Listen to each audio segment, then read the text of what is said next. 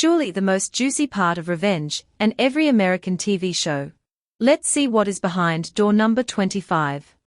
As a bonus here, my ranking of the most important thing on Revenge, love and sex. Kidding, since we do not have that many sex scenes around here. Astonishing enough that we had even that mix of sex, anger, and crime in a family show from Disney. I guess even they have to acknowledge that sex sells, and we have to put in some juicy stuff to keep the viewers interested. Yet like any guilty pleasure show, we had some great couples but also really bad ones with no chemistry at all. So let's start with my least favorite. Surely no surprise, and we can all agree that Emily and Ben Hunter from the last season were the worst. I mean, did anyone think that they would stand a chance? Not only because of Jack, but how Emily managed to brush him off every time they saw each other. It was like watching a car crash. Especially this one. Officer Hunter, is there a problem? It's Ben, and no, I just wanted to see you. When you weren't in a moment of crisis or danger? It's a little late for a drop-by, don't you think? Come on, I cabbed it all the way from Montauk. Which seemed like a better idea in my head when I left the bar. Look, it's after midnight, and... Can I just have 2 minutes? And then I'll go. There's just something I've been wanting to ask you for a while, and I haven't, out of respect for... Screw it, I would love to take you out. You're gorgeous. You're smart. You don't drive the speed limit, which is high on my list. And am I just bombing here? Ben, I'm just bombing. Look, I'm just not dating right now, so... Okay, well, at least I didn't take up the whole 2 minutes. Good night. Good night. At least Nico and Aiden had some chemistry. But like Ben, Nico could not stand a chance, and we all knew Emily and Aiden would get back together. Besides, Nico was really crazy. What is this? In the meantime, I'm practicing separating skin from flesh. I think Aiden and Jack have the same type. 'Cause even though she was a more aggressive and capricious version of Emily, the two women resemble each other in many ways. Let him go, Nico. Not gonna happen. He's guilty of too many things. Like killing my father, lying to me about it, choosing a failure over me. You're out of your league. You're out of practice, even if we were both trained by the same great man. But only one of us was his favorite. Though I really loved her affair and the steamy scenes with that artist Dominic Wright, I think they got a bit over the top here with the trope of a temptress that eats man alive. Sure, Victoria still looks good and she seems a very sensual woman. By the way, the sex scenes with David and her lover from season 1 managed to keep the fine line between steamy and hot on the one side, classy and not too revealing on the other side. But that police chief hitting on her in season 4 and all those hints at her former lovers were a bit too much for me. Yes, a woman has needs, and obviously Victoria learned from her mother to use her body and beauty to get what she wants. But come on, there must be men who despise her. Anyway, her love-hate relationship with Conrad was far more fun than the repetition with David in season 4. I begin to wonder if she just repeated the relationship with her cruel and controlling mother. You know, a long time ago, I told her, a vibrant young woman, I'd never experienced anything close to the passion I felt when I painted her. And I knew, with absolute clarity, that I was in love with her. And do you know how that person responded?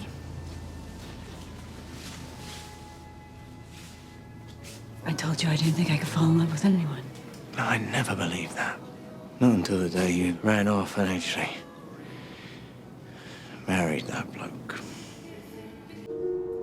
I'm sorry, I have to go. Don't worry, darling. It's what you do.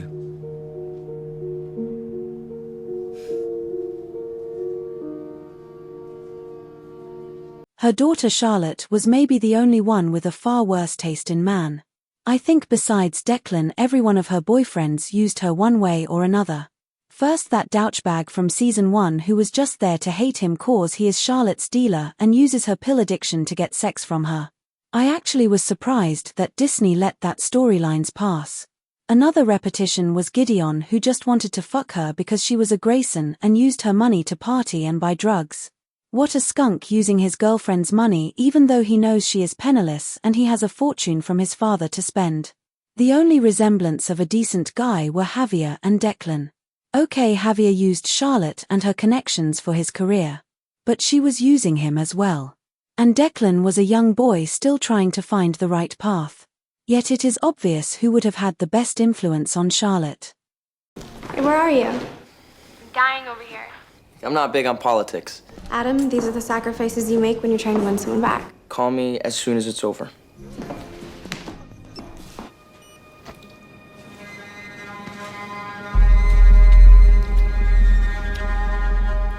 I do not care.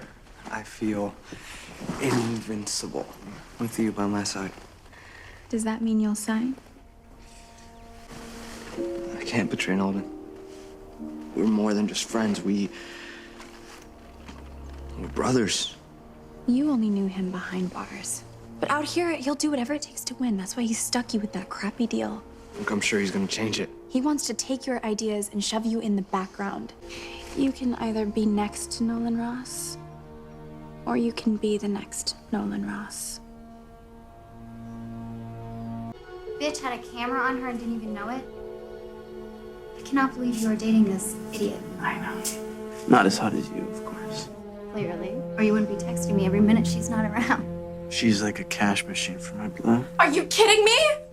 You've been using me and sleeping with her? Charlotte, we were just... Save it! I thought you cared. Of course I do, babe, but... I mean, we partied. I gave you some advice. I was never your boyfriend. She's even more pathetic than I thought. Charlotte! Babe! But the only reason tonight was bearable was because you were sitting next to me. Is that so? You're just gonna have to accept that I like you. You're funny, and you're cute, and you voice your opinion. Well, that's not gonna change. Good. You're probably the first person under that roof to ever be completely honest. I thought it was hot. Yeah? Speaking of bad taste in men, I change my mind. I think Cara Clarke and Ashley should share the crown because they really were most unlucky with their boyfriends. First, Cara Clarke, who started good with David Clarke. I mean, even though she turned out to be that sick and even tried to drown her own daughter, David seemed nothing less than supportive and understanding. But the writer's idea hooking her up with Gordon Murphy as a big plot twist in season 2 was just bad. It made look the white-haired men far less dangerous and Cara some kind of stupid. I've decided that after this job, I'm gonna call it a day. Retire from duty. When I come back, let's go somewhere like that. What do you think? Anyway, Ashley had bad luck in her love life, too. Her first choice on the show, Tyler, looked promising, but we all know how this went down. It's Tyler. Oh my God. How are you holding up with all this Tyler business? Must be awful, realizing that you spent the entire summer dating Dr. Jekyll and Mr. Hyde. He's not a monster, Emily. He's sick. It's called empathy. You might want to try a little.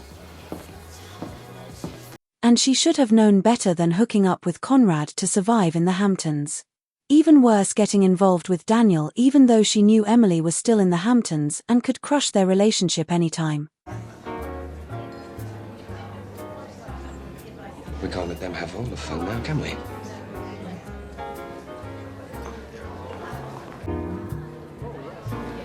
Well, I thought I was the one supposed to be keeping an eye on Grayson business. And then you went and brought Daniel's ex-fiancée to his mother's wedding. It's a rather bold move, don't you think? Envisioning your future?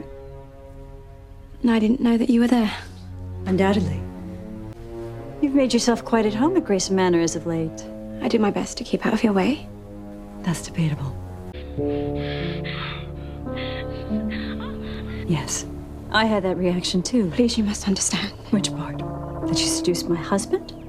Or that you hid it from my all too trusting son? It happened one time. You would just fired me. It was a terrible mistake. On that, we are in violent agreement. He offered to help me, money, a job. Put yourself in the same position. Can you honestly say that you wouldn't have done the exact same thing? Please, Victoria, don't destroy what I have with Daniel. I love him. I swear I would do anything to put this right. And this one had no chemistry at all for me, Jack and Margot. I know the writers could not resist this trope again. Hard-working man falling in love with a pretty rich girl from overseas. I guess this was just a backup pair before they could bring Margot and Daniel together, since he was still occupied with Emily and Sarah. So the only ones available were Jack and Nolan. Though her and Nolan might have had a better shot. But it was clear from the start that these two just would not last more than a couple of episodes. I am actually surprised that they managed to break them up so late in the season. Especially with Emily's and Aidan's on-off relationship, I thought it could be finally Jack's chance to get together with Emily.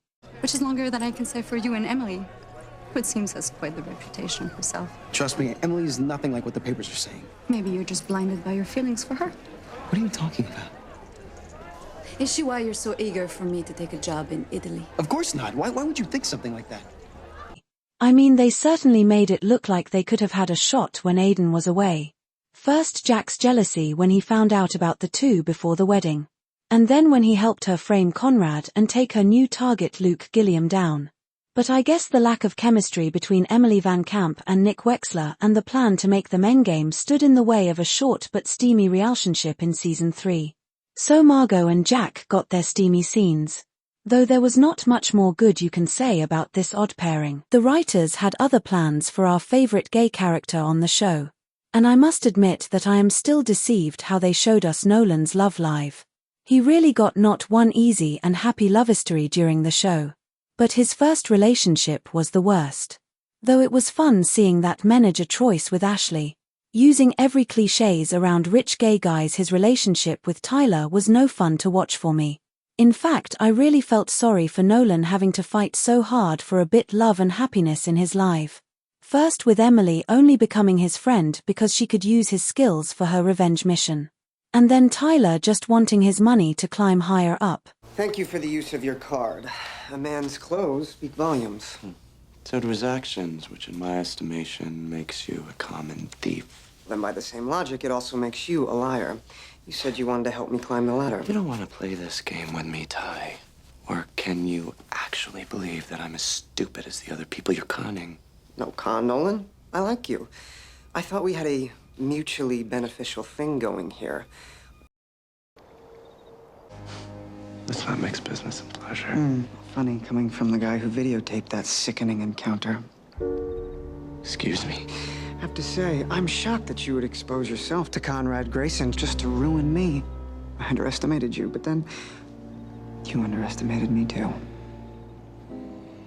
I only made that tape as insurance because I didn't trust you.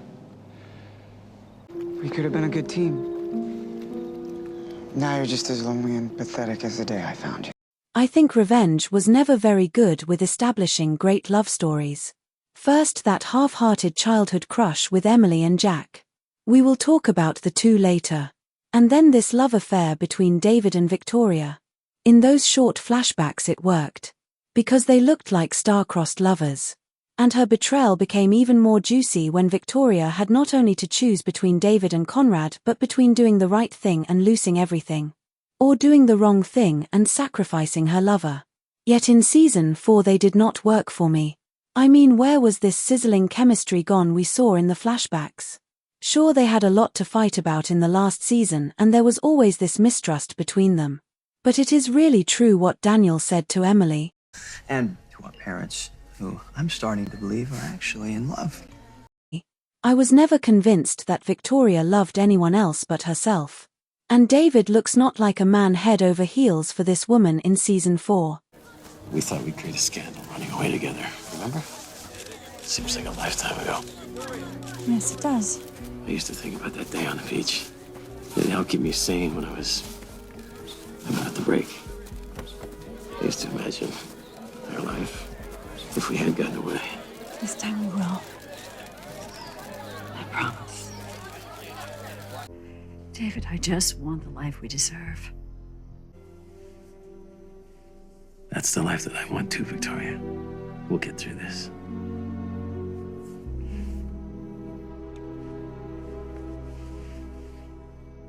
Before we get to my top 10 here, the last bad couple, Daniel and Sarah. Odd enough that Joshua Bowman had more chemistry with Annabelle Stevenson than with his own wife Emily Van Camp.